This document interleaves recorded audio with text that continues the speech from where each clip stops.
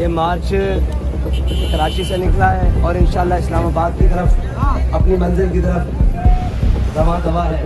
और जिस तरह एहलियाने सिंध ने इस मार्च को मरहबा कहा है और जिस तरह फूलों की बरसात की है और जिस तरह मोहब्बत का इजहार किया है, लग रहा है कि इंशाल्लाह अब सिंध इंशाल्लाह लब्बैक का किनारा है।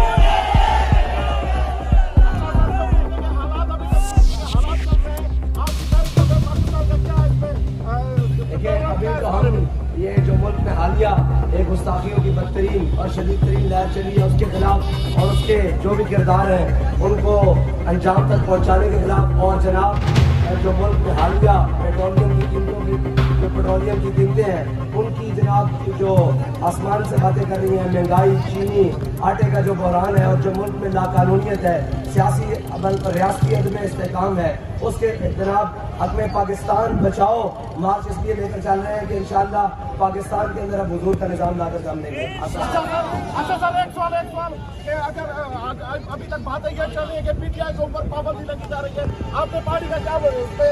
राजनीति में पाबंदी उस पर लगनी चाहिए? देखिए, हमारा ये बुनियादी मौक़िफ़ है कि किसी पार्टी के ऊपर भी पाबंदी नहीं लगनी चाहिए। उसको अपना राइट होना चाहिए अपनी बात करने का। आवाज़ है जो मुजरिम 9 मई के साले में मुलविस हैं, जो मुल्ज़िमान हैं उनको सजा दे और बाकी कौम के बच्चों को तकलीफ है।